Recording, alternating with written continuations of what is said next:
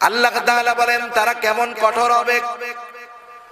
আল্লাহ রাব্বুল আলামিন পবিত্র কোরআনুল কারীমের মধ্যে জানায় দেন, আলাইহা মালাইকাতুন গিলাদুন শিদাদ লা ইয়াসুনাল্লাহা মা আমারাহুম ওয়া ইয়াফআলুনা মা ইউমারুন।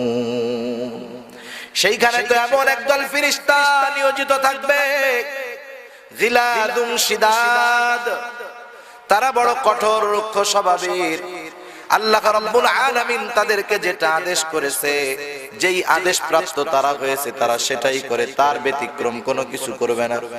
লা ইয়াসুনাল্লাহা মা আমারাহুম, আল্লাহ তাআলা যেই আদেশ তাদেরকে করেছেন তার নাফরমানি করবে না। তারা কি করবে? ওয়া ইয়াফআলুনা মা ইউমারুন, তাদেরকে যা আদেশ করা হয়েছে তারা তাই করবে।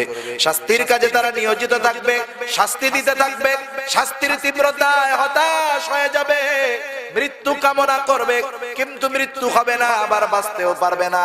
কারণ আল্লাহ তাআলা তাদেরকে চূড়ান্ত ধরা দিবে জাহান্নামের মধ্যে। দুনিয়ার মধ্যে আল্লাহ যদিও ছাড় দিয়েছে, আল্লাহ তাআলা জাহান্নামে কঠিন আকারে ধরা দিয়ে দিবে। কারণ রবের ধরা শক্ত ধরা, ঠিক কিনা? ওরা এবার জাহান্নামের ফেরেশতাদের সরদার মালিককে ডাকবে, ইয়া মালিক, ইয়া মালিক। 1000 বছর পর মালিক জবাব দিবে, ডাকে কেন? ওরা বলবে, তুমি একটু বলো, তোমার রব জানি আমাদেরকে চূড়ান্ত ভাবে ধ্বংস করে দেয়, আমাদেরকে জানি মৃত্যু দিয়ে দেয়। কোরআনুল কারীমের আরেক জায়গায় বিস্তারিত বর্ণনা। ওরা জিজ্ঞাসা করবে, মালিক জিজ্ঞাসা করবে, তোমাদের এই পরিস্থিতি কেন হলো? তোমাদের কাছে কি এই সংবাদগুলা কেউ পৌঁছায় নাই? কোন নবী কি তোমাদের কাছে যায় নাই? নবীর প্রতিনিধি কি তোমাদের কাছে যায় নাই? ওরা বলবে হ্যাঁ, একদল বলবে হ্যাঁ, আমাদের কাছে নবী আসছে। কি করছো? তাকে তিরস্কার করেছি, তার কথা শুনি নাই, বিরোধিতা করছি। আর এক গ্রুপ বলবে আমাদের কাছে তো নবী যায় নাই, নবীর প্রতিনিধি কি যায় নাই? বলে হ্যাঁ গেছে। কি করছো?